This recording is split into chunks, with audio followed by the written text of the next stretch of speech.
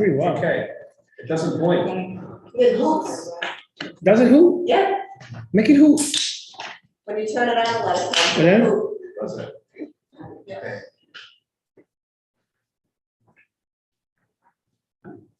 We're not even there yet. We'll go to the other side of the world in a second. I don't know what that is.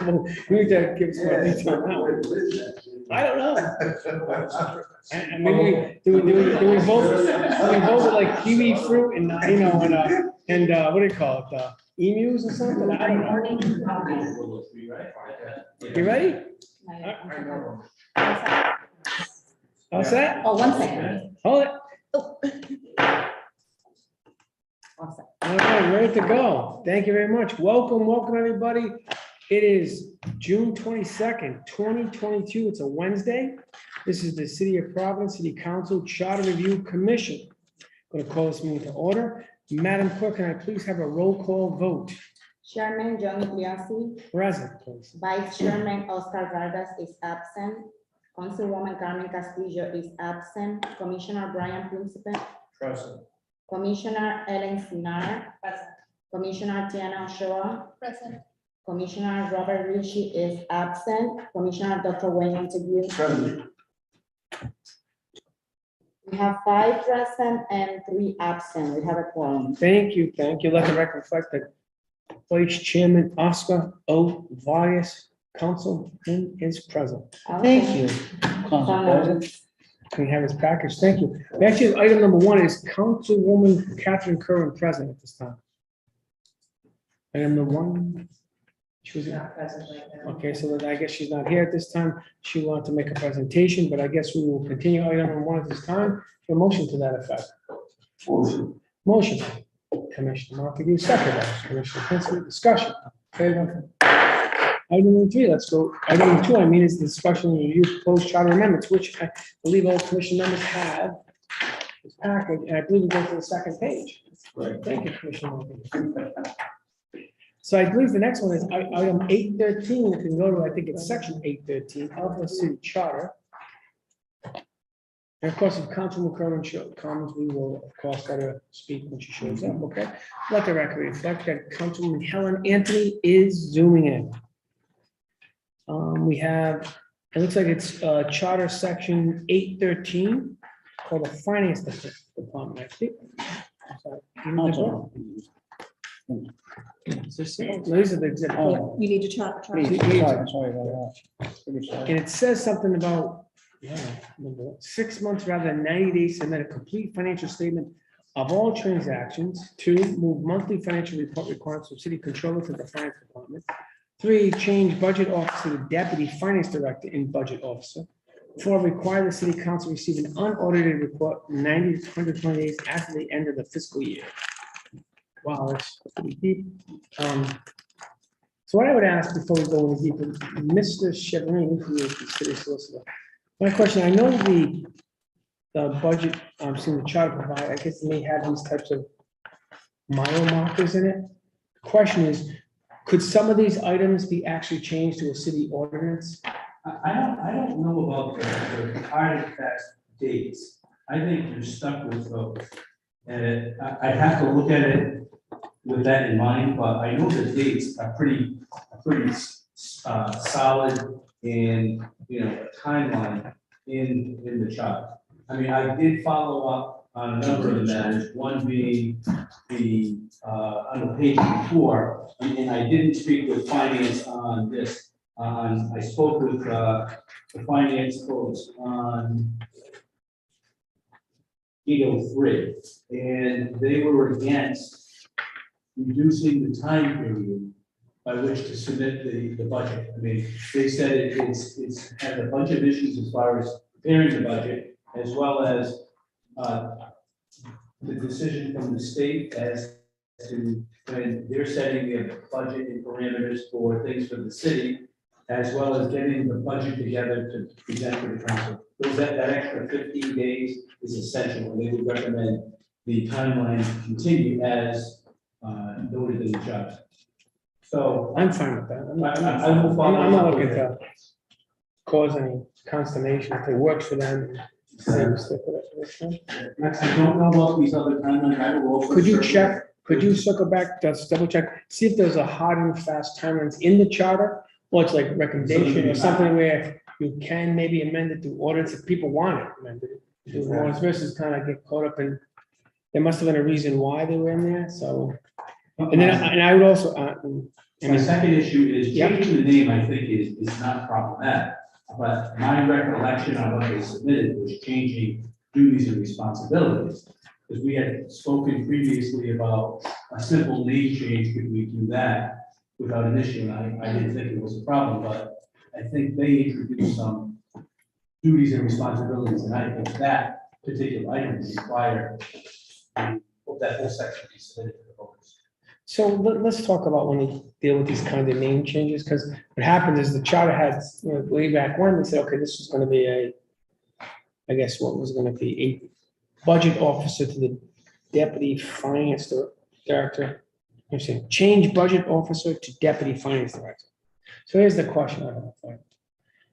Do we actually get caught up in changing it in the charter, or do we just simply reference it when we pass the budget and say, what I'm saying is that, you know, per the charter, it is called the duties responsibility is called what's it called? The budget officer, right? And therefore, but when we pass the budget, it'll be also known as a deputy finance director. Jim, you Yeah, have I'm dealt with trying that to make it many easy. times, and that is exactly how it's been dealt with. I think I'm just like, we get caught up in Exactly. that kind of minutia. I'm just out there. Because today it's one. There's, title, tomorrow maybe, 10 years from now, maybe the it's financial protocol officer and maybe some other, you know, they create names Do in you know the titles. reason? I'm sorry? Do you know the reason for that? I think it's just simply they're trying to clean it up, saying like, you know, there's no longer, it's probably a budget officer. I think now it's called, what they did was they probably transferred.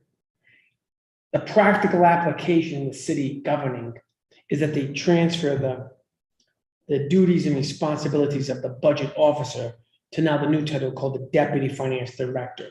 But they actually want it to be deputy finance Oh, really? director and budget officer. Okay, right. So all one. line. Yeah, it becomes like, you know, so the question is, do we even, I mean, do we actually make that a charter question? Or do we just simply just say, maybe do as part of reference, you know, then when we pass the budget, you just reference it. I'm just not, I'm just, Let me reach out to. the because we finance always, director there's a reality to get about her thoughts. having budget, charter questions before the public. And we get too deep in that, maybe we should. I wonder if there's an easier way to address it, because a future mayor, a future whatever says, you know what? We're gonna go right back to budget officer. Yeah, I agree, and that's what I've done. I'm just mentioning that, so I'd ask you to consider that. Are there any other, more on that item there? I think that we'll look into that and see what's practical. Commissioner Principal? So, Yes, sir. in regards to the dates, I recall that if it didn't come from finance, it may have come from the treasurer's office So we need to find out why. or internal audit. Can we find out why it came and what was the motivation? Because even the next part, that I think you're probably gonna go to next, Mr. President, is requiring that the city council receive an unaudited report 90 to 120 days after the end of the fiscal. I think how we can handle that, to be honest with you, is that I think we can make that as a city ordinance. The council can say, we want the mayor to submit an unaudited report, blank, which doesn't conflict with the city charter, but it's an ordinance. It's just an additional requirement. So I think it's cleaner that way. And I'll speak with finance as well as Gina, you get both viewpoints. Why Gina proposed it and what finance thinks about the proposed changes relative to the stuff we're discussing. And if you could, and I think the potential path would be make that an ordinance, you know? Hopefully. Yeah, I think so. That's smart thing. And, shall we move on to 902, is that okay? I mean, 902, we already talked about that, which is basically made, some of the general provisions gonna say where it says chairman or whatever. We're just gonna make a simple thing, anywhere in the charter that says X, it's gonna be chairperson. Yeah, I think you could put wherever, you put shall the words, you could put something in general modification. Shall the words whatever be changed to wherever they appear in the charter. It'd be gender neutral at the end. You know, And this way, it's one charter question, you check it off, and then it just gets So they might just changed. have the editor make Versus, that section 101, it says chairman, let's change that to chairperson, all that kind of stuff. So So that goes. That you're putting together, right? And I think that should be a charter question, which would be a simple, we talked about that, overarching General general modification. modification, boom, and just, yes. And this way, it addresses that language, and we get it squared away. That makes sense? That seems to be the easier way. And it achieves the goal without having constituents have to hunt and pack through hundreds of pages of all the different sections where it says chairman or chairperson or whatever it is, okay. 905 personal, so I guess we agree that we can have an overarching charter question on that, right? Correct. Great, so that's good. 905 personnel system covering exemption. Should department heads and their secretaries be subject to personal? I don't even, what does this mean? Should department heads and secretaries be subject to the personnel system coverage? I think if my recollection is correct, and anyone who, I think the discussion talked about the way the HR director viewed the personnel policy. So someone may say, you're not subject to the personnel policy. So if I send out a mandate relative to COVID, it doesn't apply to me. I don't read the section like that. I think when you read the section, certain classes of employees are exempt from the four-clause standard outlined in the charter. And I don't think they're exempt because, like the city solicitor has returns, the treasurer, just because they have returns, they don't fall out of the. Basically general- being under the personnel. So I'm gonna dovetail it. I think the cleaner way is that we do a broad interpretation of the charter, and then we pass a city ordinance that basically says everybody falls under the personnel rules. I think that's what he's trying to do, which is, so no one can escape, by the way, from accountability in their position just because they have a 4-year term. Meaning like the personnel policies of being a good manager, those kinds of, I don't want to get into that kind of stuff. But maybe we can just draw that down into an ordinance. And the ordinance says it's an overarching statement because there's no prohibition in the charter. It doesn't say who is and who's not in the policy. It just is silent. Mhm. So my feeling is we can pass a city law that puts a voice to that and says, everybody's subject to the personnel policies, right? Exactly. Which by the way, they should, right? I mean, was that correct? I mean, I would think so, right? Makes sense. Everyone's gonna be honest, they're gonna be fair, they can't discriminate, you can't say just because you're appointed, you can discriminate against people, and because you're not appointed, Well, you some would say, can't, I you don't can't, have that doesn't make any sense. to the dress code policy and show off. Right. A bathing suit every day, Right. for whatever reason. I mean, I know it's a bit No, extreme, no, but but it's true, you're appointed, so you don't have to come, you can come in blank because you're appointed, because because you aren't appointed, you have to wear dress code. right, so I certainly can flesh that out. I think that belongs in I know that ordinance. and I understand what the manual is referring to in that regard. But as far as the just cause provision, I think it perfectly is fine as noted in the charter. So But we should, I can draft. why don't we draft an ordinance to expand, so this way, there is no question that whether you're appointed or not appointed, that you're all subject to the same rules and regulations and personnel code that, by the way, from the federal government on down. So no one thinks they're exempt from, they can present bad behavior in any form or fashion. It's not, right? Yeah, right. So I think that's a simple ordinance because it doesn't create an exemption. It just is silent. Right? So you see something? Correct. Okay. I think the 906 is the same conversation. That's the same thing. It's an ordinance. It's silent, so we'll just expand it in ordinance to address it, that it understands you have to follow the appropriate rules of engagement. Right?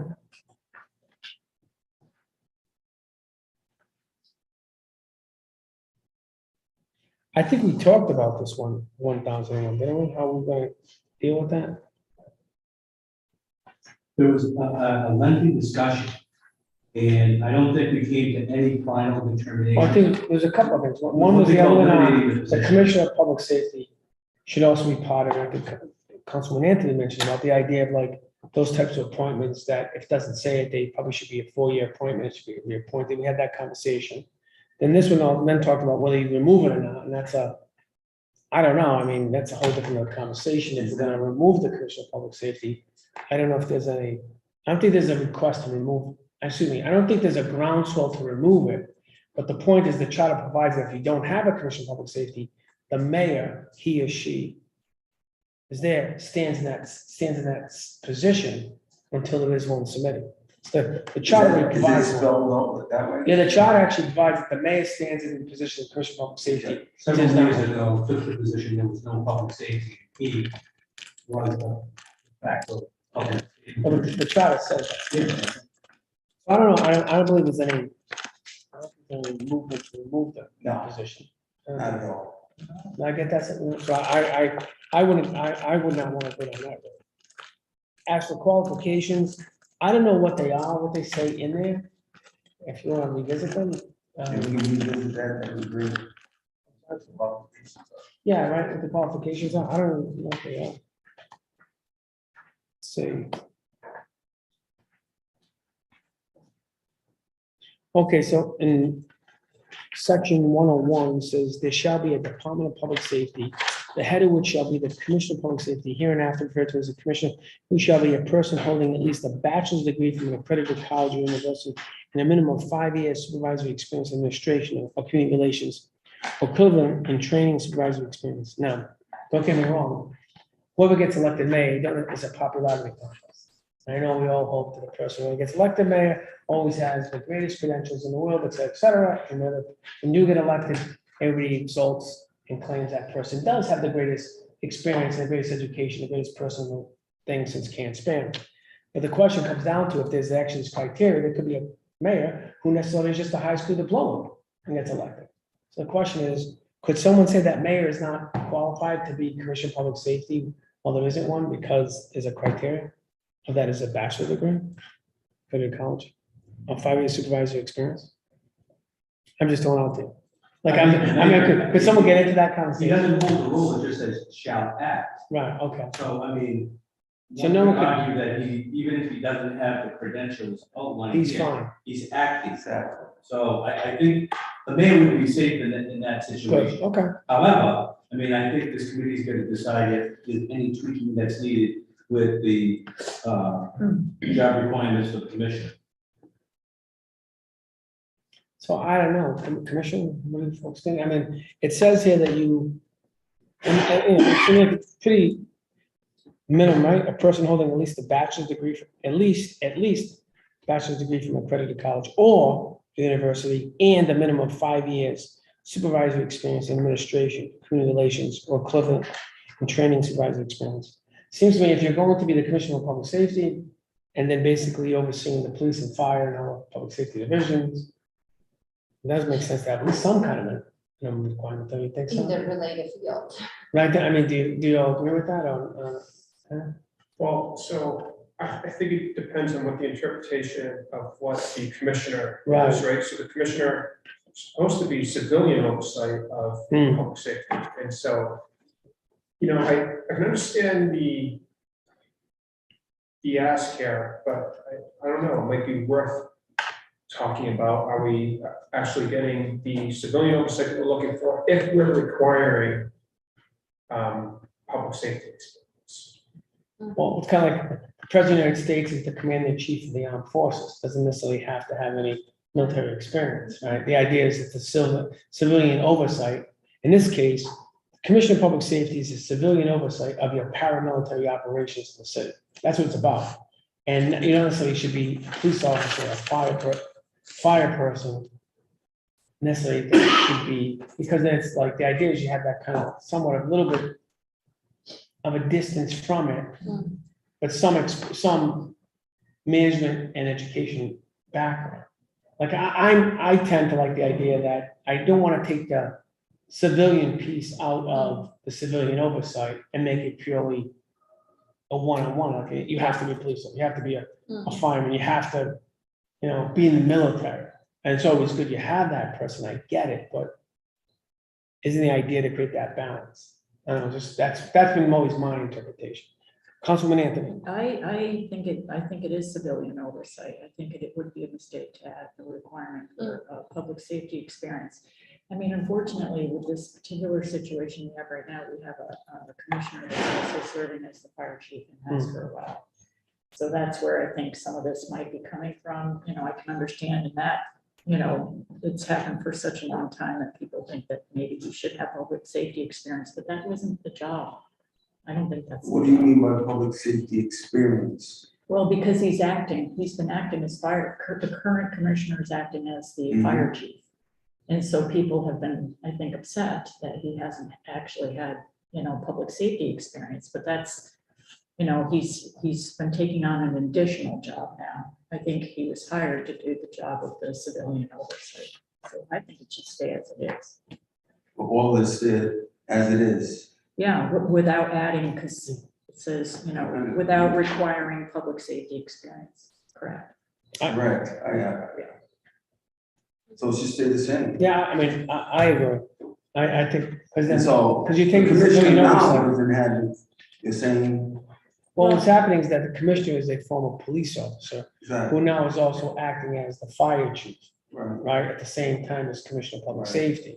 And what happens, I think it's, and I think, I don't Yeah, no, want to that's speak, I think what's going on is that, so people say, well, then, if that's gonna happen, then the person who's gonna act as fire chief, or let's say, then they definitely should have public safety or fire I get you. experience. I think the purpose is, the idea was, the reason why you kept it civilian, so there wouldn't be a sense of that you could be an honorary fire chief, an honorary police chief and run it. No, your job is to hire a fire chief and a police chief. That was the idea. Yeah, In this particular case, because the individual came from public safety, I think I always put words in so my what mouth. we're saying. People kind of feel, oh, well, that's okay, came from public safety, what's the big deal? Yeah. The bottom line is civilian oversight is fundamentally different than when someone's actually, it's, the idea was a civilian oversight, a civilian manager on your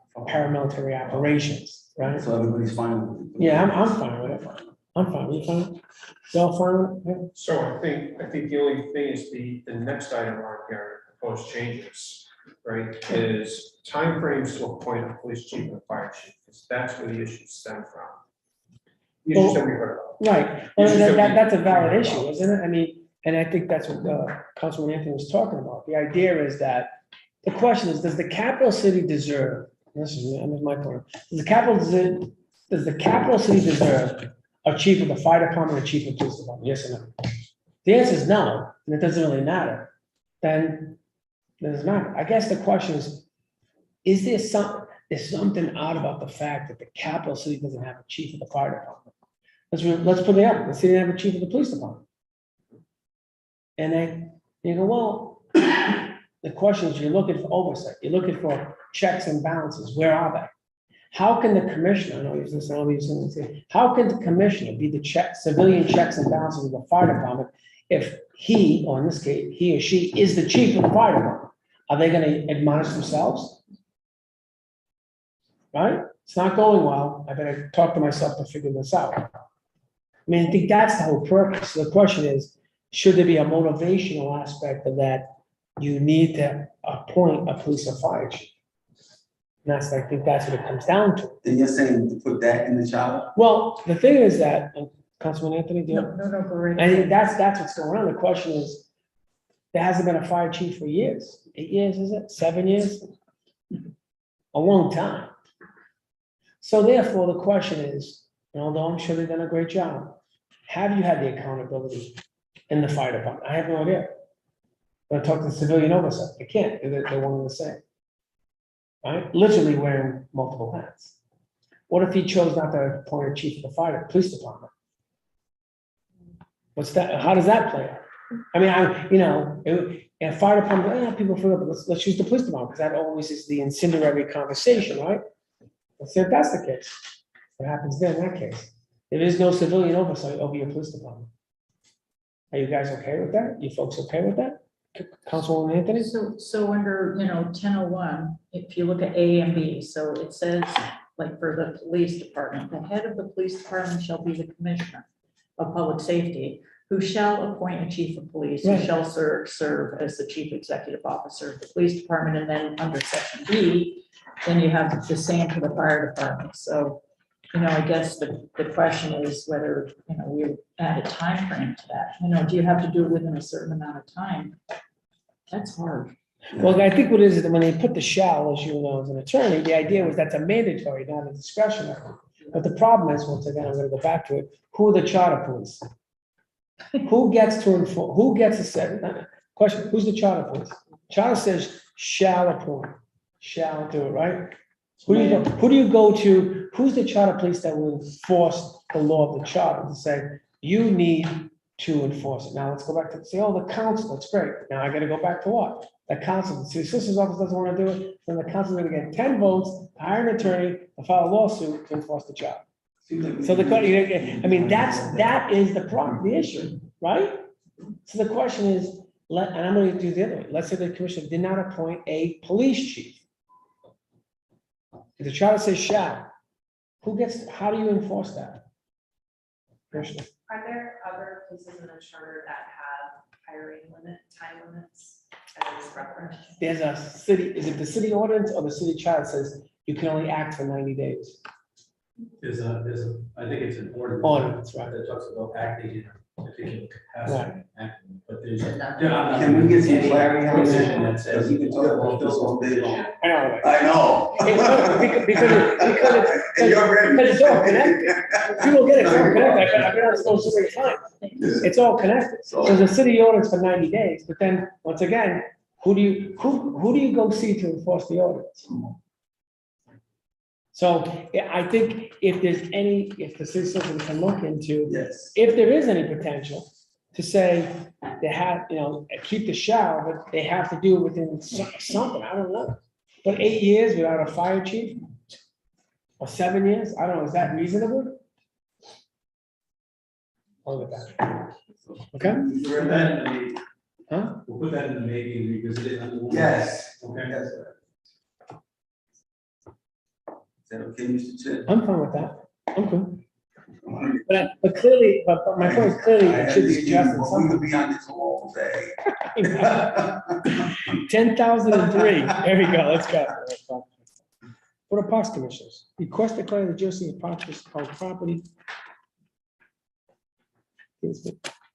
School department responsibility. Lynn,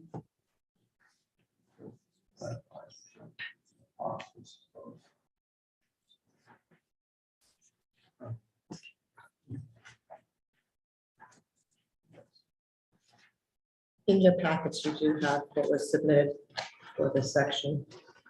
So I think the issue is that they're in theory, looks like they're responsible for the school. I think that's their bone of contention is the school property. Yeah, I think so. But that's, the bone of contention is that it kind of like, the school buildings are under the Department of, what do you call it, public property.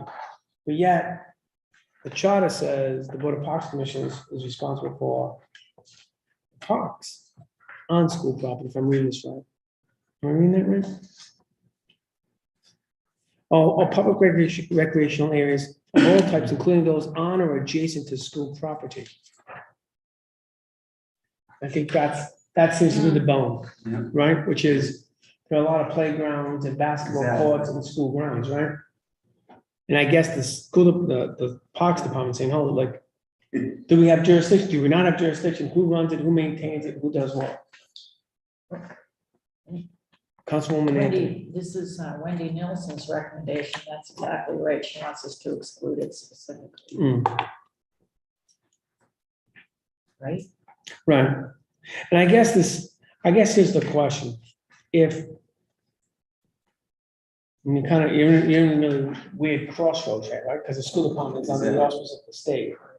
And I mean, I don't know if it'll ever come back. I'll leave it to the rest of you, find folks in the future. But the question is, should the school buildings go to the school department too? Like, it is kind of odd that you got the standalone school department, but yet the city's Department of Public Property owns and controls the school buildings. It's a really weird scenario. But here's the thing. Who taxes? We Sorry? tax, we tax. Right, the city taxes, the school department doesn't tax. And so, it makes sense that the buildings are in the public domain.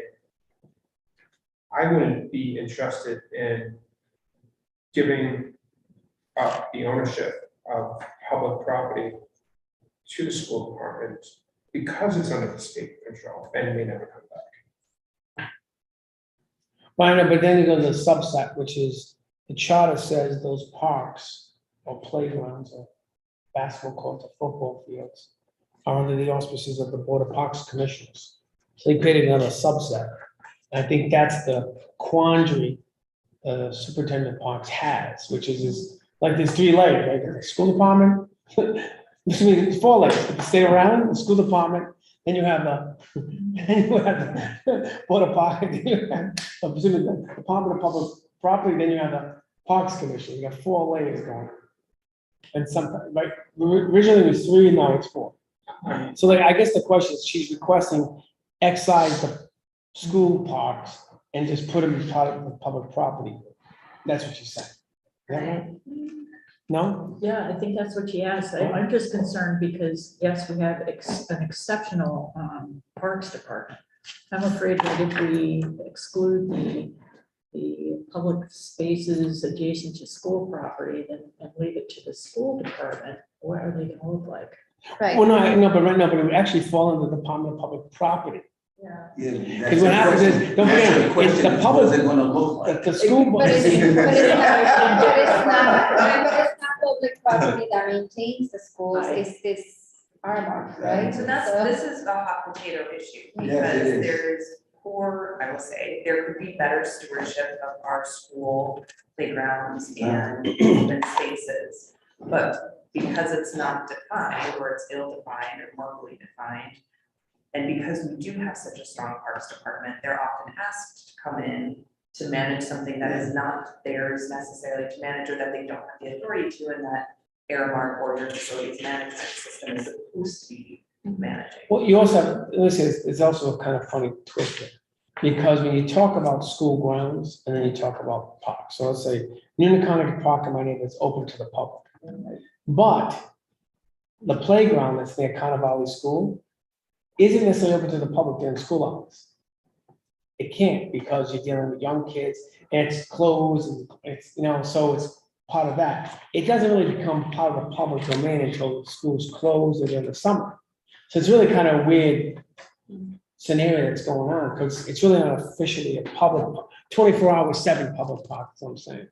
It has to be controlled, because, like, I hate to say it, when you have these young children playing in the playground during school days, you truly don't want folks just showing up playing in the playground. And I'm talking about whoever's out there, so I don't know, I mean, what do you folks think? What do you want to do? So I think there's a difference between jurisdiction, and that is going to be a given. I mean, obviously the school department should have jurisdiction over the playground, if they control the school because of, the reason laid out. Then there's also the responsibility of maintenance.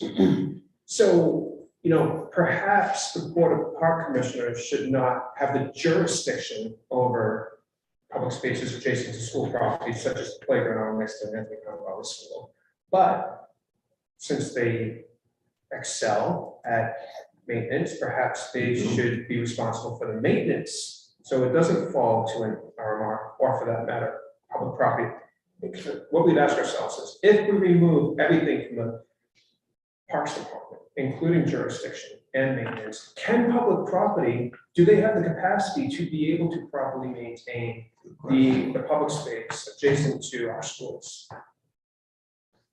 I guess is the question, just since the charter delegates the jurisdiction, right?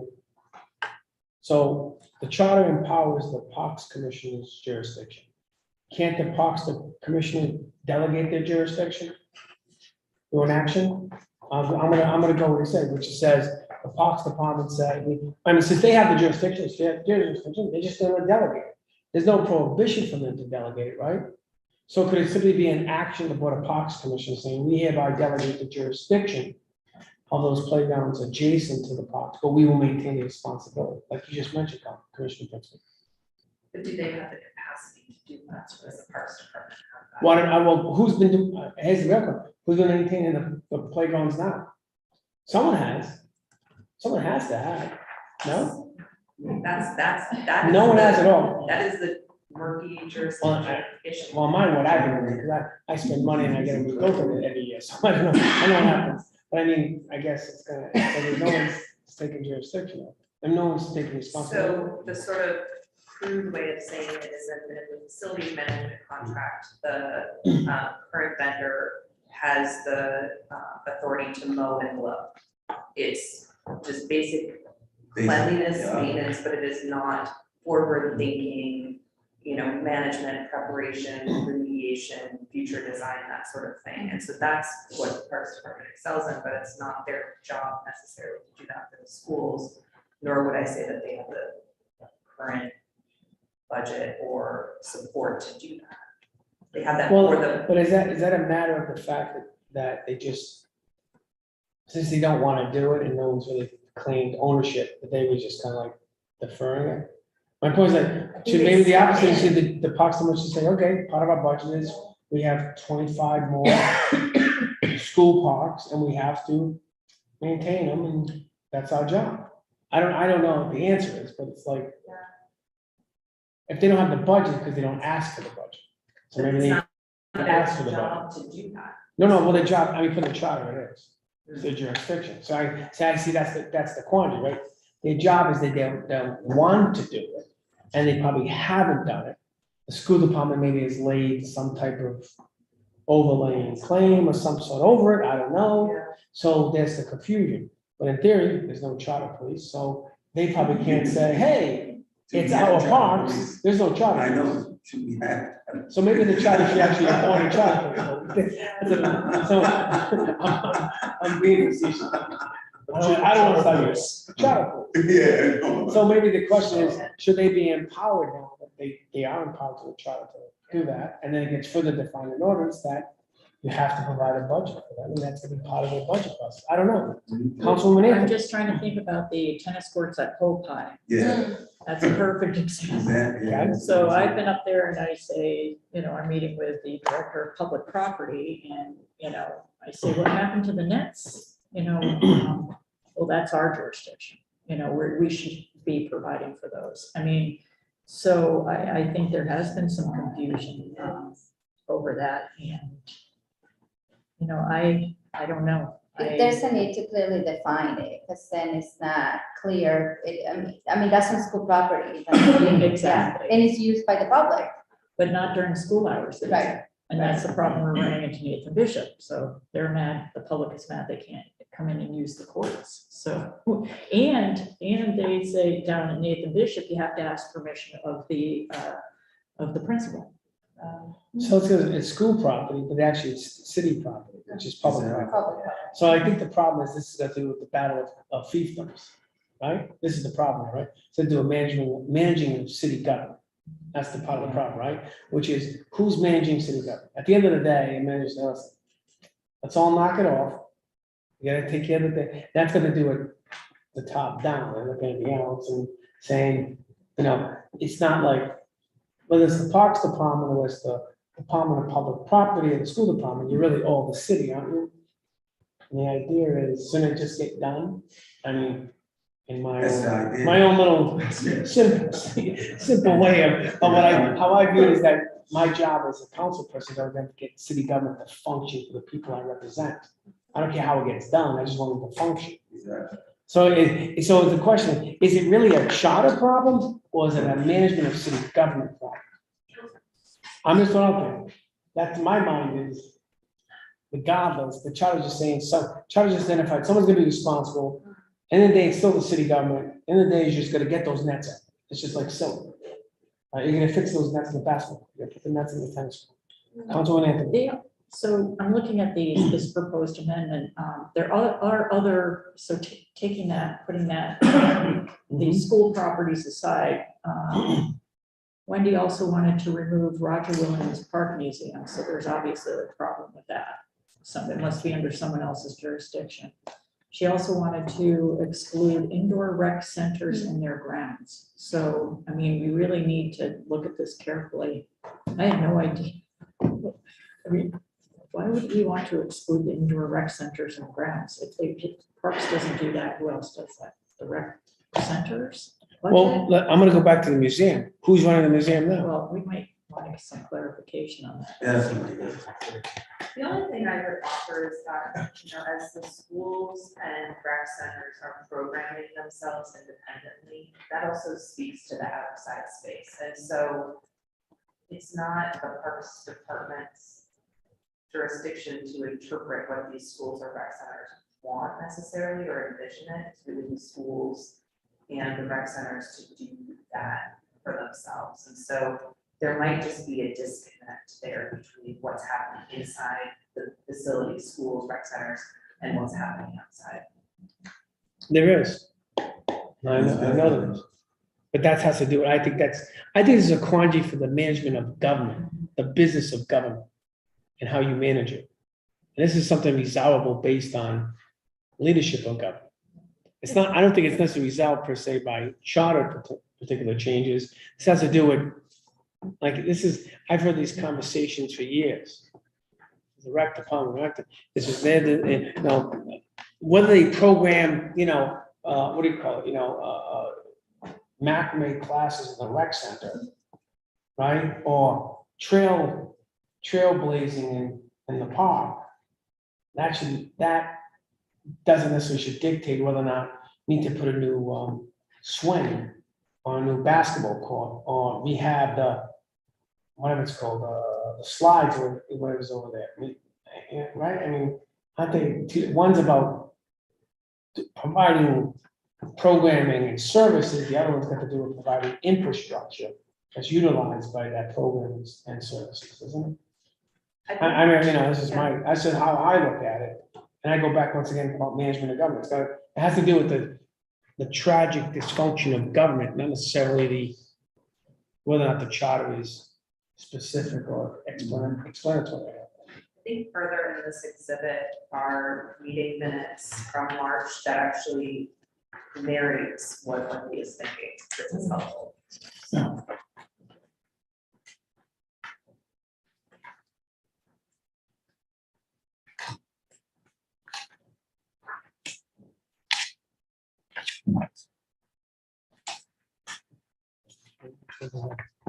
Which ones is she referring to? So, They're all in order by this number. package here? Yes. Okay, thank you.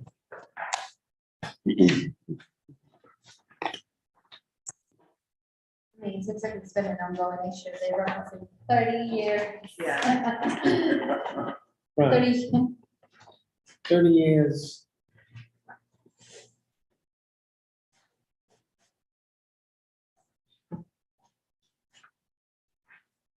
Six days later.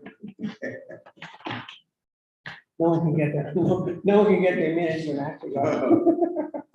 It's kind of funny, right? Goodness gracious. It'll take some time to read. Could I have the solicitor Yes, to give us some please. advice on, We've worked on the language with Wendy, so. should we amend the charter as such? That's the question. The real question is, should we amend the charter with this, or should we make it an ordinance that is more explanatory? Because it seems, I go back, it's almost like a management thing. I mean, to me, it seems like everyone's gonna get put in a room, it's a management issue, and you say, Exactly. you have to do this, you have to do this. But obviously, this is a committee vote, I mean, I don't know if changing the language is gonna change anything.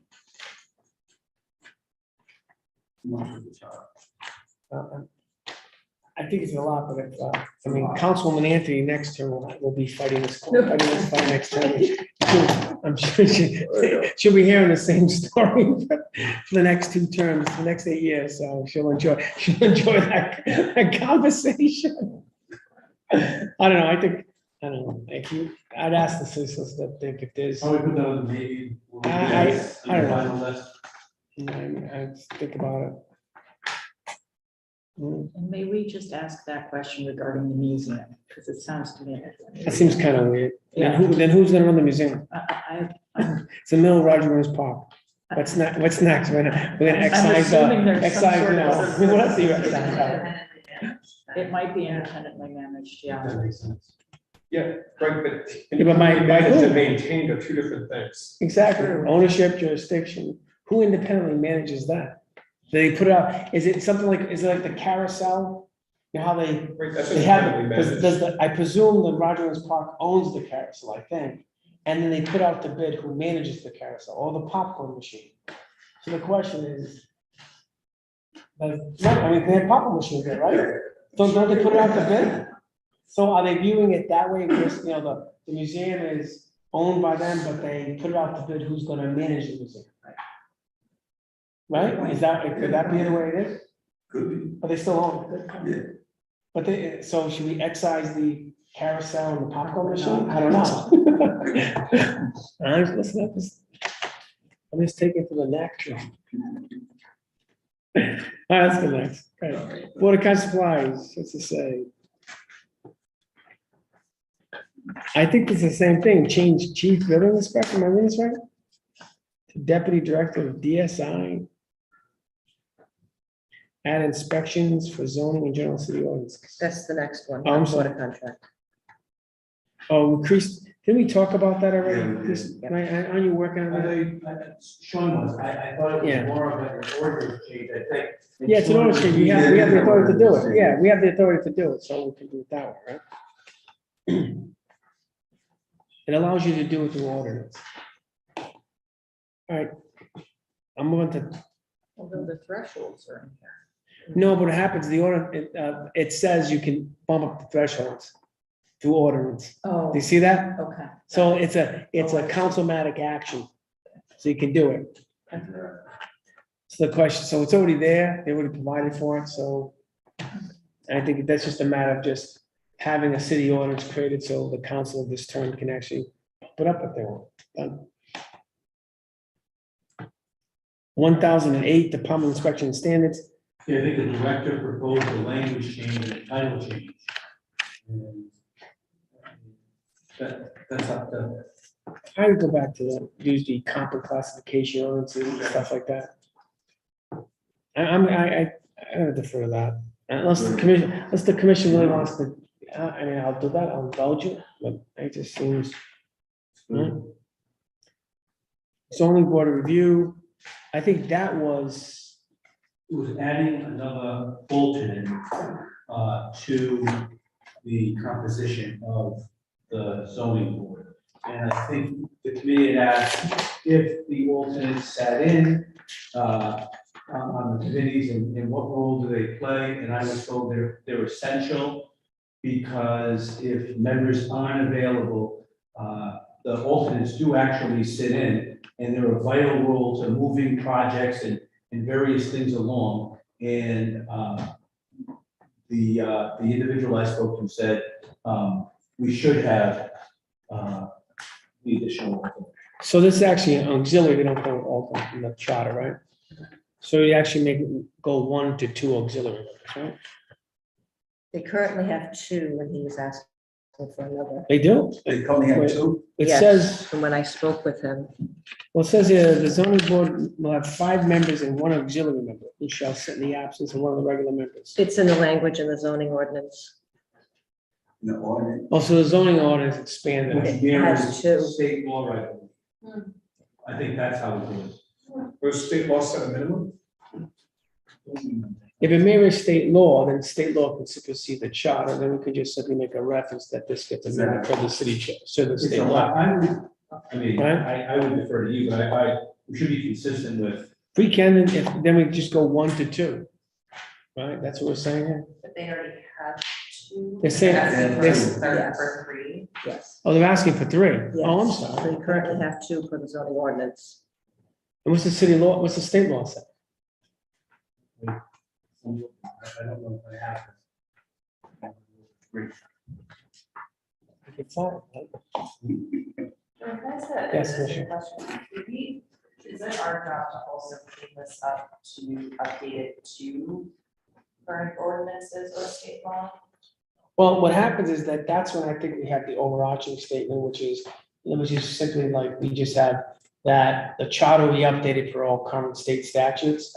And this way you don't have to go through every one and change it, and it's automatically updated. When I say solicitor, we're doing all My overarching concern statement. was something to the effect. That's why it's just done. I wrote something, I don't. That, it's always consistent with state law. As changed from time to time, so every year or every 10 years, if they add another classification on discrimination, we don't have to go back and amend it, it's consistent with, what I had drafted a couple of sentences, which in the final product we'll share. And the idea would be that would be the clause that we would submit to the people, saying that it would say, the charter will always be automatically updated based on the current state statute, something like that. So this way you don't have to, you don't have to, in this way, and it's automatically updated. You don't have to worry about that happening. Coming to me every 10 years. But yeah, right, so this way it continues to stay current without having to chase it every time. So the state law does provide for two alternates. Our charter, one, as you noticed. State law extended to what you can do. So my understanding was to update it to two and be consistent with state law. But I was unaware about the three. I didn't speak to the zoning chair or who's.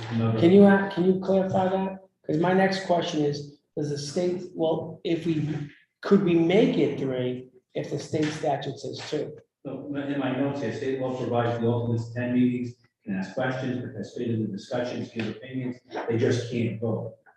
They are necessary because of is applied as needed. So if a member isn't there, we must have the alternate. We've added a second because we were having trouble getting.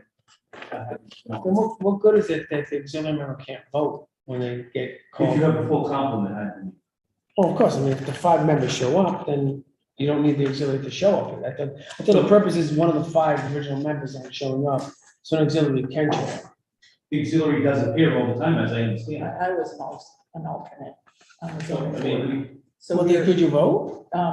Not always, so it's tricky because I think also that you have to have the same people vote on the issue if it's continued to, so it kind of shifts. I could vote, I couldn't vote if the 5 were there, although one of them wasn't there and I was there on a prior decision and then it was continued, then I get to vote then. It's complicated and I can understand they have had quorum issues. Well, I'm just curious, and just for my for all edification, why would it be that little subtlety, which is if she didn't vote the first time, she couldn't vote again? You know what I'm saying? It's I think on the both have to same be matter. consistent. Yeah, and you have to have. Is the that same just people. simply policy, or is that case law? I statute? don't know, because I don't do the zoning stuff, but I would imagine if the vote's challenged, it's technically not the same vote for both. If a matter needs, to be voted on twice, you have a different composite of the board. So I think you want to have consistency for the decision. I certainly think it should be amended to reflect the 2. I'm not aware of the 3. I think that it would be inconsistent with state law, but I certainly will reach out to. Okay, if that's the case, if it's just simply to amend it to 2, that's one question. Second question, if they're looking to make it more than 2, can you do more than 2? I doubt it, but And if the state statute says 2, can you do more than 2, the city chart? I don't know if the question is. I don't think Let's so, say the but I answer is certainly no. will find out. Second question is that I think you don't necessarily have to say 1 to 2 here. I would go back to that, we put that overarching clause saying that all aspects would be updated automatically per state statute. So then what happens the next time they publish the what do you call it, the charter, that would say 2 because we passed that charter statement. You know what I'm talking about? So, Yeah. and this way it just automatically just goes 1 to 2 and you don't have to say, oh, we're changing 1 to 2 here. I'm just trying to make, can we do that? Yeah, I will look at that and get an answer. Great, thank you. Mr. Chairman. Yes, Councilwoman Anthony? So it's not on the list, but I just noticed, so I know we've talked about the CPC having some of the members appointed by council, but the zoning board of review, the housing board of review, and the building board of review, all members are appointed by the mayor. I'm just wondering if this is an opportunity for maybe 2 of those Right, or 5 to have some council appointments. make it 3 by the mayor and 2 by the council. Yeah, I mean, I know there seems to be a movement for that, and I have no problem with that. And I think it creates balance, and then mayor just appoints their 3, doesn't have to be vetted by the council appoints their 2, and we're done. I mean, it's just talking about the planning process overall. When the mayor has the appointment power for all of the review boards that go through, you know, and can appoint whoever he would like. I just think for a balancing perspective, it would be nice to have some counsel. So it has to say solicitor, although the commission may not, but I know there's probably support in the council body itself, that if you could take those committees that Councilwoman Anthony mentioned, or whatever, and put a general statement saying where it says A, B, and C. I would caution a general statement. So because you're. No, not general, basically would say. So I mean, you have to amend the Yeah, I know section, exactly. provided that it Yeah. doesn't interfere, and I'm not Right. that familiar with the state zoning statute, but I would think if the composite was changed to 2 and 3, or whatever the committee, we certainly can make that proposed amendment change. And whatever other boards and commissions, I don't think because you have a dynamic of, you know, state statute for some of these boards, I think you'd have to actually go in, make the modification for the specific board or commission that you're looking to amend. I think it's fine. So, I mean, we'll start. I mean, we've already pulled, I think there's several ones where you could, well, you still could do, like, you still could do one charter question, which is in zoning board such and such, we change 5 mayor appointments to 3 mayor, 2 council, and this board, but, I mean, you could still make it into one question, make it simple. I think you gotta, I'll. I mean, you still spell it out. But I don't want it to be confusing, and I wanna make sure it's. Can you work on it? Okay, so CRC, did you say? Oh, I said zoning board of review, housing board of review, building board of review. That's what I'm noticing right now. They all consist of 5 members with, you know, the zoning, we're talking about the auxiliaries, so I don't know how to do that, but.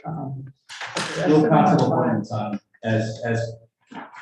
There's no council appointments. No. No, just mayor.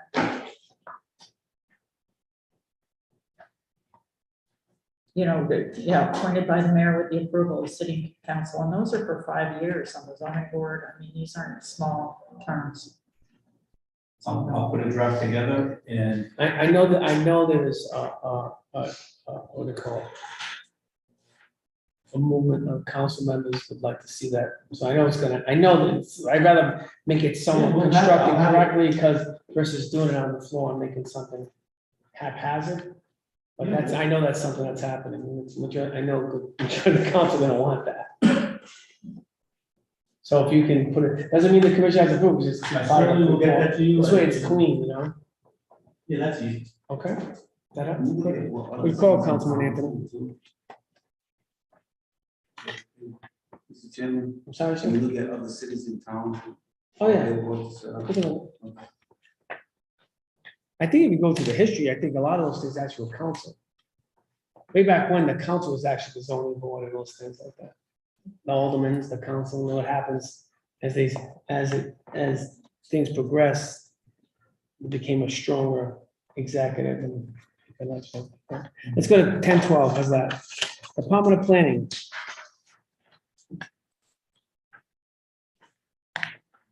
I don't know, is this, what's it say here? I don't know if it was the planning request, but I know that there was a document. Oh, yeah. submitted, And. They want I to think send you the guys CPC asked by the city someone council. to show up, and I don't think we discussed that, but I don't know if I'm mistaken. Yeah, I think, no, this was the planning department. I think what they were looking to do is, this was about, in my mind, was about making the CPC, taking away, in my mind, some of the city council oversight and putting it in the CPC. So, yeah, you know, so for me, I'm not gonna support this. Expect you to. The planning department's difficult enough. The last thing I'm gonna do is make them even more autonomous than we believe they are. So, I mean, Commissioner, of course I will listen to them, just, I can tell you. And I don't think there's gonna be much of an appetite in the council to do that. I could be wrong, but Councilman Anthony, maybe you can, I don't know if you believe that's something that's a good idea.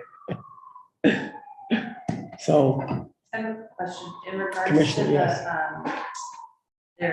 so in the exhibit that was. Yeah, They're trying to verify who funds through HUD. Is that an issue right now? Does anyone know? no, I do know part of the issuance of the federal funds is that there's council oversight. And I understand that creates consternation. I'll leave it at that. Especially this CDBG budget. Actually, Councilman Fitzgerald, I think, he was there at the time. What's the council required oversight over that budget? Which I'm sure does not make everybody happy. So that's kind of where I am. So I'm willing to listen, but it's wrong. So Commissioners, I don't know, what's your pleasure? You tell me. Well, I think number 7, I don't know, in the, 7. is that in, I'm sorry, in the letter from Director Nickerson? Let's see. I mean, to prepare the annual budget and administer the federal funds.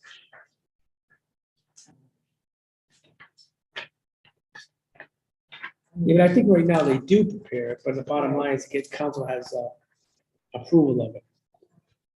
And I think this is just saying, I don't know why they need it. I mean, they're already doing it. Right. They're doing it that I'm aware of.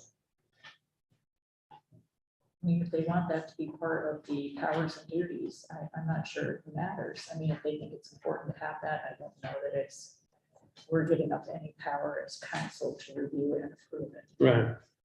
Well, I would think that if you look into further define how that plays out, you can do that to a city ordinance, right? Because another administration may say, I want to have another department, who knows, right? I don't know Yeah, it seems like they're just trying to codify what they're going to do. what they do, right?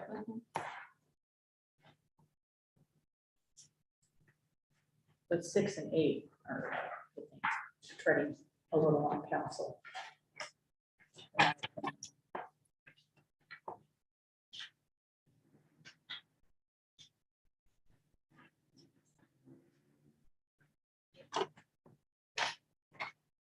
I don't know if you need to add it into the charter and stuff. I think that's more of this little administration of council. That's not that. I'm on to the next one. Let's just. Yes, sir. move on. You good? 1013, I think is the same question that Councilwoman Anthony just mentioned earlier. I believe you're gonna look into that, which is, Did you want to propose City- change? well, this has got the city plan commission, which is the same conversation. So that's one of the commissions she's talked about, okay? It's the same thing we just talked about a second ago, so that's part of that package we'd like you to take a look at.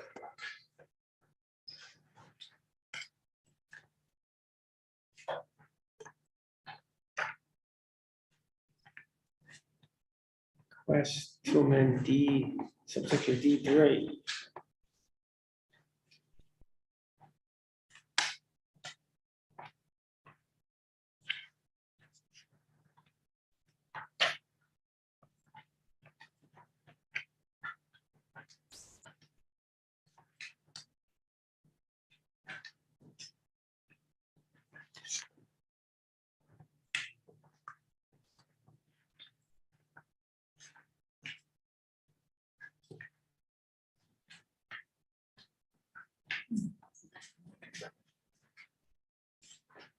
Seems like they already have this ability. Yeah, so what's the issue?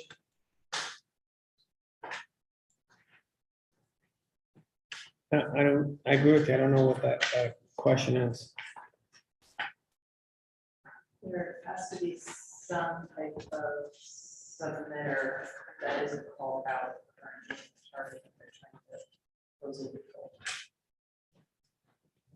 I don't know who that is. Mhm.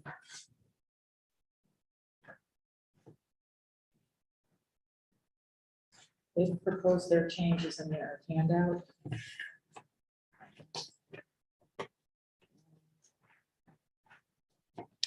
Let's see. So on this one, it says, I guess they're looking to do this, presently it says all development and project plans and proposals, all privately developed projects and developments which require approval by the city council or by other city boards, commissions, or committees shall be, she wants to remove, submitted by the appropriate aforementioned public agency to the director of the Department of Planning and Urban Development, or his or her designee for the determination as to compliance with the comprehensive plan and its elements. All appeals from the director's decision shall be submitted to the city plan commission for determination. Well, she wants so it looks like they'd like to remove third line, subsection 3, remove submitted by the appropriate aforementioned public agency, add reviewed by the director versus, I guess, submitted to the director. And then remove urban development, which I presume because it's not a Department of Planning, urban development, it's the Department of Planning, Asset Development, so that's got to do it. I think the urban word is kind of, it has to do with form other than function. Then remove all appeals from the director's decision shall be submitted to the city plan commission for determination. Instead, the director designee shall report to the public agency as to the compliance with comprehensive plan. So then I guess she's removing the appeal process. Am I reading this one? Is that right? The legal All counsel appeals? Look at this. From the director's decision shall be submitted to the city plan commission. Instead, she moves that and looking to just say the director's designee shall report to the public agency. So I'd ask that as a legal due process question to the city solicitor. I don't, the rule of the appeal is, I don't know what that means. I'll look at it. I have not reviewed. Commissioners, I don't know what comments, questions you have on that one?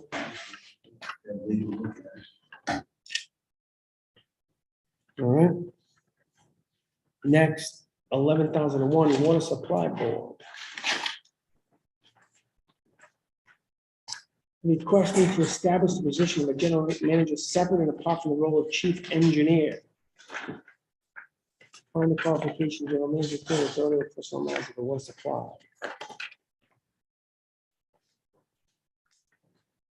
I mean, this is a big venture and it's kind of like succeeding from the city HR. I don't know how they feel. I'm assuming they wouldn't be happy with providing the water supply board with this autonomy on various discipline and human relation matters.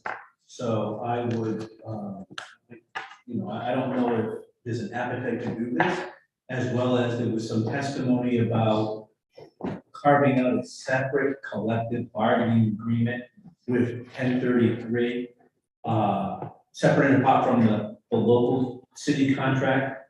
I have had informal conversations with the business manager. That wasn't his impression of what he understood the relationship to be. It would be the same contract, but not a separate agreement. So that's what I know. We haven't heard anything from the director of HR on. But the one thing that I am reading, and this is my own experience, is the water supply board. I think there is some reasonable reason why you should create difference between a general manager and a role of a chief engineer. I'll give an example of the Department of Transportation. You have the director of DOT, but you also have a separate appointed chief engineer. Because the idea is the chief engineer is doing engineering decisions. And by the way, and that engineering decision can supersede the director of DOT. Engineer says, close that bridge. The director say, no, don't close it. The governor say, no, close it. It doesn't matter. The chief engineer can close that bridge because public safety overrides. And I think one of the things I thought had some validity was the idea that the general manager and chief engineer should be two separate positions. And I believe in the charter, Discussion that night. yeah, and I do believe it's one and the same right now, right? Is that what it is? Am I reading that right? Is that what it is, the story? I think.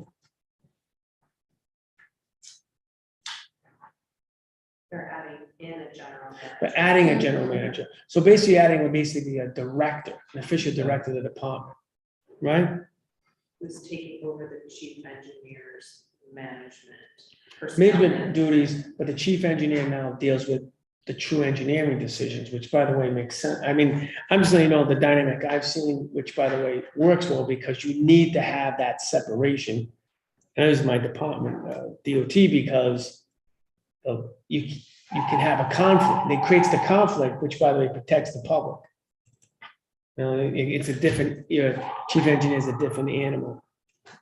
So my point is, I think there's some validity to separating the general manager. Because managing the whole water supply is one thing, being the chief engineer making engineering decisions is another thing. So I, There'll be separate descriptions. yeah, so I think the idea is to create a general manager. Exactly. And I think there's a lot of validity in that myself personally. I mean, I'd have some problem with that. I think especially the water supply board, by the way, that's a utility. You can't mess around with it. You really gotta make sure that, you gotta really make sure that, that's not about the garbage gonna get picked up this week. You know what I mean? No, I'm not joking, or the playground didn't get cleaned. This is the water supply for the city, and this, let's call it majority of the state, is just way too important and such a greater responsibility that it needs to be go to the next level of, I think, in management. This is my interpretation, just like I view it from the Department of Transportation. You can't allow bridges and roads to fail. They fail, it's serious business. So I don't necessarily have a problem with that piece. I recognize what Cecil said about that. I don't know if we want to go on that road, but I think, yeah, I think that's fair. Yeah, that's my argument. Moving forward and, go back to it, revisit it. I'd ask you to consider, the commission too, to consider maybe creating that general manager position. We can take a piece of that or the whole section that was But proposed. you would have to lay out the description Yeah, for that, the titles. yeah, so if you could do this, so if you could do that, Then We we would take a carve look at it. that portion. just out. that piece, just about the, I think, this is my advocacy, and I think there's validity to it. I throw it to the commissioners, I'll throw it to you all. I think that piece is valid, because you have to run that professionally. If you're gonna do a great job, you really have to oversee it, properly. So I'd like for legal to take a look at it, lay it out, the job description and so forth, and revisit it again. Okay, Okay? thank you. Solicitor, will you do that?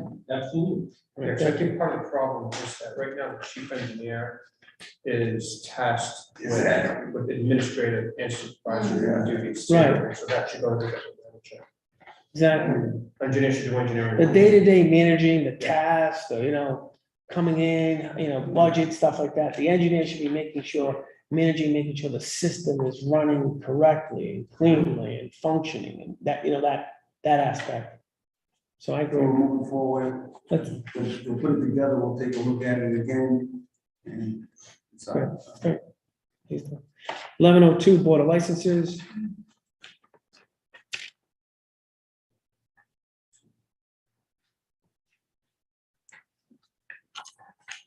This is, any of these things that they're requesting, are these things that can be done by ordinance or they have to be done by charter change?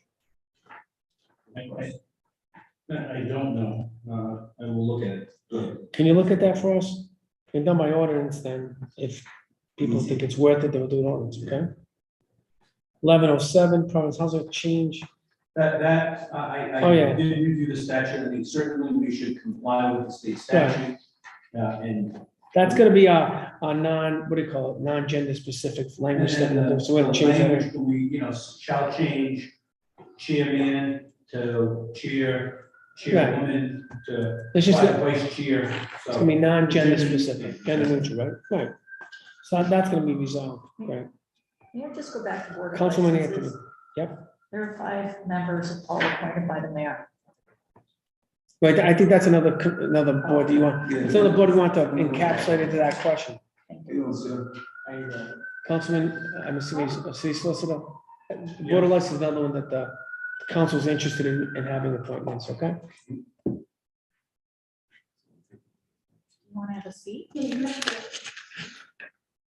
1202, general provision departments. I think that's, we talked about earlier about just basically every subject of personnel rules. yeah. I think that's it, right?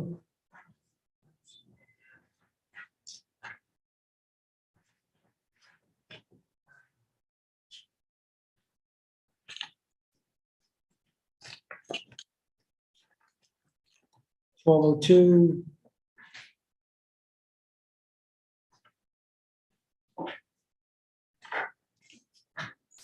Is that?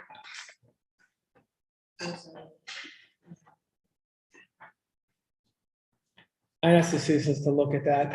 The thing is that I think you get caught up in political party identification, which, by the way, you could have, there could be hundreds of political party identification. I don't know how you,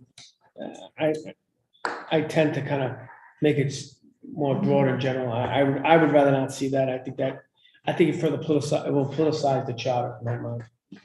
It could be other, whatever party you associate, the blue fish party shows up, the green fin shows up, and all of a sudden, now what happens? All right, so I think we're better off not to. That's my take. So,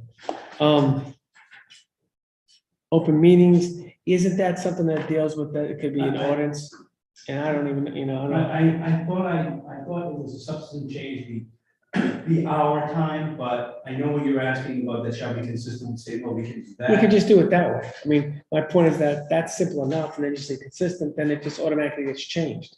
Because what happens, state law changes again. And by the way, not to change, state law doesn't change. Stays consistent all the time. It's very facetious. Section 1210 residence requirement, it's actually not relevant anymore, So so. it's not relevant, I think it causes some consternation if someone sees it. They think you're eliminating residency because they think it's still valid. So I mean, that's a. So my take is, well, if you make that general provision says that to be consistent with state statute, state law, whereas at the end of the day, this would just drop out automatically. I think so. That's all you have to do, so the following publication. How about this? Oh, but certain residencies have to. I'm sorry. This may never happen, probably never happen, but if the state allowed the city to have residency requirements, would we want it? Well- And this says that we could require it. So if we're granted the authority, which we don't have now, we know that's been taken from us, but when it's been taken, maybe you get it. Yes. So my take is just let it lay.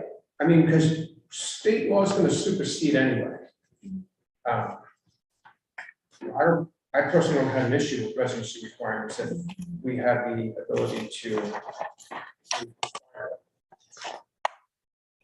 Before we touched up or put back in, I think. Oh, yeah, oh, for It ain't sure. coming back. That's for sure. Yeah. I mean, the state prevents us from doing it anyway. I'm just, I was against the movement again, so. I'll tell you what. The former mayor, who was a rep at the time, he led the charge through residency for teachers. The argument was that we couldn't get good teachers unless they lived outside the city of Providence. So that prevailed. Then the second one, then they won. What happens, the teachers were the first to remove residency in the city of Providence. And it was led by a former mayor who was a rep at the time and led the charge. And the argument was, we can't get good quality teachers in the city of Providence because they live in the city. We need to go expand our net. So that was the reason why they did it. Then after that got passed, then that rep became mayor. Then what happened? The natural selection was, well, police, fire, and everybody else said, why do I have to live here? And then he was on the other end of the spectrum saying, no, I want to keep residency, but now he was always calling it because he was against it. He got rid of it, but he was a rep, and now as mayor, he lost, and that was that. I know history and facts bother everybody, but that's kind of how it goes. And I thought it was kind of ironic. I was saying like, don't forget you were against it before because you said you can't get decent teachers unless they live outside the city. And that's why you got rid of residents. That was the first one. And police and fire in the 1023. And then the State House removed residency and removed that from the home rule job requirement. I know, a lot of people liked it. It's good, but that's the history of it. Right?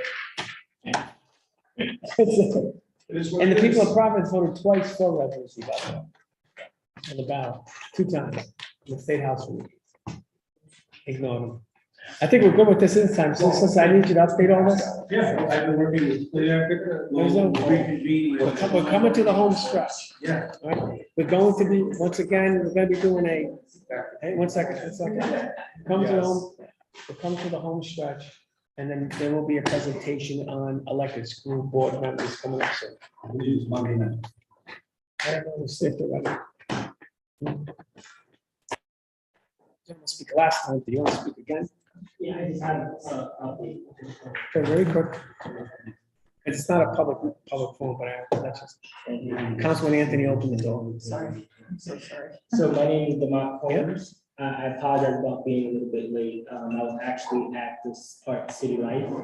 I was actually speaking with them about the ordinance proposed change that we spoke about at the last week meeting, and they loved it and they really signed on.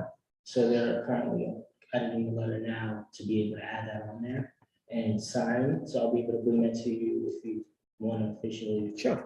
I mean, but this has got to do with getting paid, right? This is Yes, paid. yes.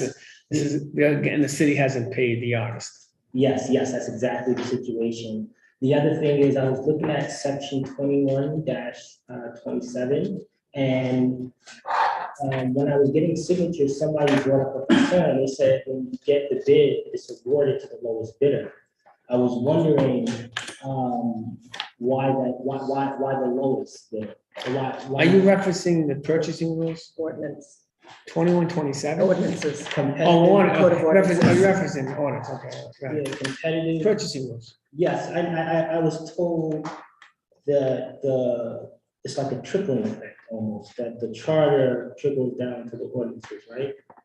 Yeah, but I mean, but the ordinance, I think, sets up how the city purchases items, and then, of course, they usually mirror the state statute, or state purchasing rules.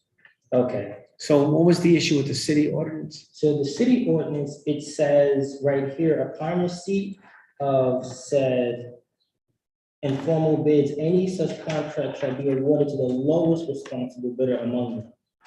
This, I think, works with like teachers on pencils and things like that. I don't know if we're awarding it to the lowest bidder for art is the right thing to do. Right.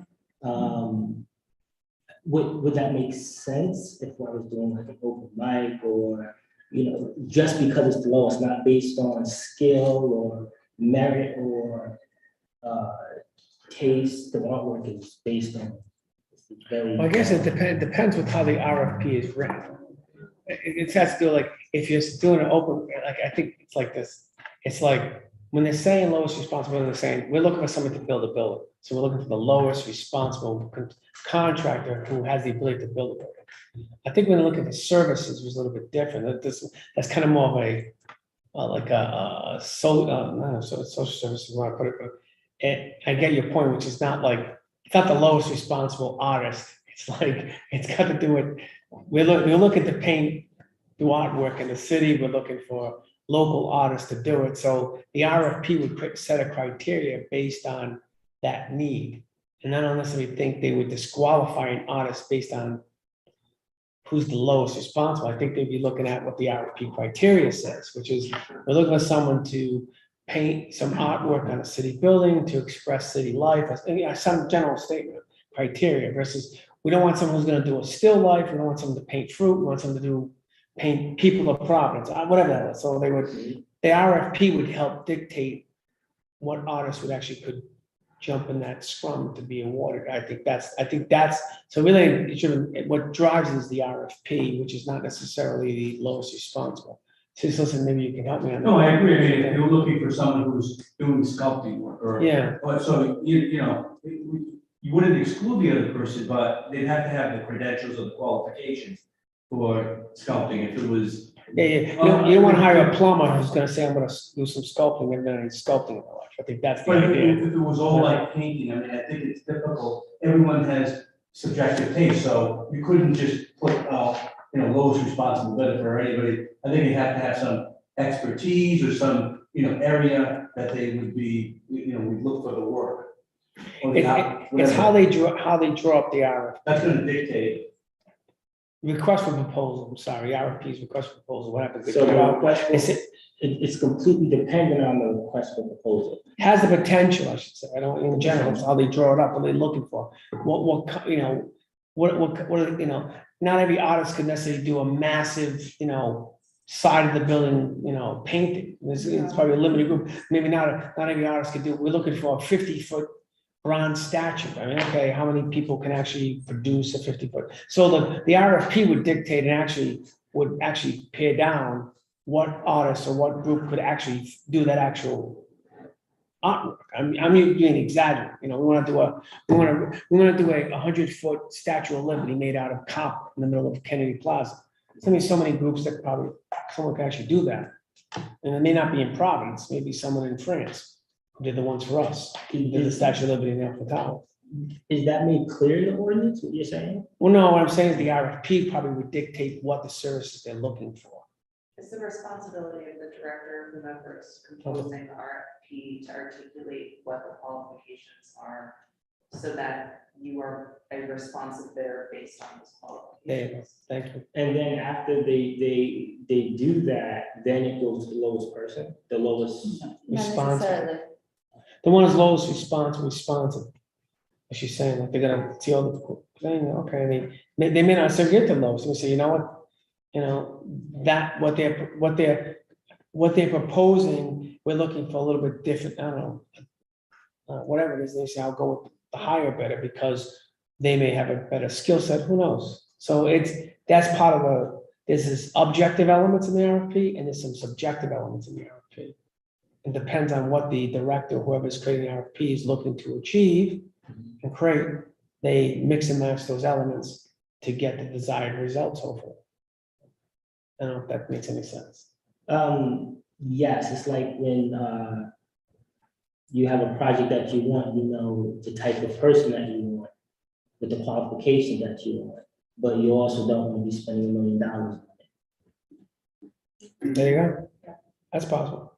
I wouldn't say type of person, I would say type of maybe work you're looking for. I don't think it's going against people. I need to have a blue person who's an avatar who does magical skills. I think it's like they're looking, and it's an artist. They first, are you an artist? Yes, I am. Well, I'm not an artist. I'm a plumber. I never did artwork in my life, but hey, I give me a shot, and I want to do the mural on City Hall. Exactly. You might be the lowest bidder. The lowest bidder. It's like, have you done it? No, I haven't. It's my first foray into it. I've been a plumber my entire life. I never picked up a paintbrush, but guess what? Give me a shot. I think I'm just gonna paint something. And they say, you know what? That's a good idea. But most people say, maybe he doesn't have the qualifications to paint such a mural because or doesn't, then I go to school. I don't have any art background. So I'm giving the extremism, but we definitely give discretion to the directors and the people who create the RFP to tailor it, as the commissioner mentioned, to get the desired results. I think I'm understanding now, it falls under RFP, not necessarily under the ordinance, just the ordinance is like a guideline. It's fair to say, yes, it is. What do you mean, did you guys talk about this yet? I can't wait, did you guys talk about this ordinance? Which one? That's the board 1007. contract purchasing, raising the amounts. Oh, yeah, we already talked about it. Yeah, the council, we have the authority to do it automatically. Oh, and it's approved and everything? No, what happens is, so the charter allows the council to do it, so that's just a matter of an ordinance action. Oh, okay, so they guess you guys. So we don't have to change it. We have to change the city charter. The charter already provides for a mechanism to allow it to go up. It's a matter of just a councilmatic action to an ordinance to raise it. Oh, And that's what we're gonna be proposing. So it sounds like it would be, He wants to raise it, right? yes. Yeah. Yes, I want to raise it in, the Boston Regional Consumer Price Index. So you're not gonna do it every 5 years, it'll be based on the same rate as the Boston Regional, is that gonna be there too? No, whatever the charter says right now. Okay. Today may be Boston, tomorrow may be New Zealand. And so when you get too specific in the charter, then you know, in the future, maybe Beijing, in my mind, so, the way things are going. So, the May Beijing index. So yeah, that's what I was asking about, was how do we keep it up to date rather than meeting? The amount, like, let's say in 10 years, the dollar amount doubles or triples. Will we have to meet and do this all over again? So the point is not having to do it in the charter. The charter authorizes council to have an ordinance that would update it more frequently. So by doing it through ordinance, you actually could be more responsive to a fluctuation in currency rates or something like that. So I think what you're saying is you guys are giving the city council the baton. This is where your advocacy should go to council. That's exactly what I'm asking. So please, I'm trying to figure out who to talk to. Yeah. The charter, The city council. and the council's aware of it, and the council's considering it, so I can tell you that. Okay, great. So I have to meet with the ordinance committee and the city council. There you go. Good job. Thank you. Thank you. Thank you very much. What is your name? Did you state your name? Yes, my name is Demont. And welcome again. Thank you, thank you. I guess I'll go get them. Thank you. I forgot, we gotta add this too, right to the record. This is, what exhibit do you wanna make it? Exhibit what? This will be 26. 26, identifies everything with this email It's just a suggestion, I can't. from Carrie Nell Lang, to charter review, say that this is to our Commissioner Brian Principe, stating we recommend Providence consider voting using a system like Australia. They gave some nights, so I would ask the city solicitor to go find out how that way it plays out. I don't know. I know, but I'm gonna add it to the record. I have a motion by Commissioner Principe to add it to the record as exhibit 26. I got a second by Commissioner Montague. Discussion, all in favor? Oh, I'm sorry. Who seconded it? I had you second it. No, that's okay. We're just gonna add it as an exhibit. It's an exhibit. I will second it. Just say exhibit. Exhibit. Sorry, I'm controlling the second by Commissioner Montague. All in favor? So this will be an official exhibit. So the solicitor, if you can find out what Australia is doing down there, maybe, you never know. Are there any other comments or decisions? We may have a child review commission on Monday, I think. Monday and Wednesday. Monday and Wednesday. Potentially. Maybe Monday and Tuesday, because I think Wednesday got a problem. Oh, yeah, that's what it is. They're gonna present it. I'm not sure I'm gonna present it. Yes, that is gonna be presented as a discussion. Councilwoman Anthony? All right, motion to adjourn by Commissioner Montague. Second by Commissioner Principe. Discussion. All in favor? Thank you all. Thank you for participating. Thank you, world, for tuning in.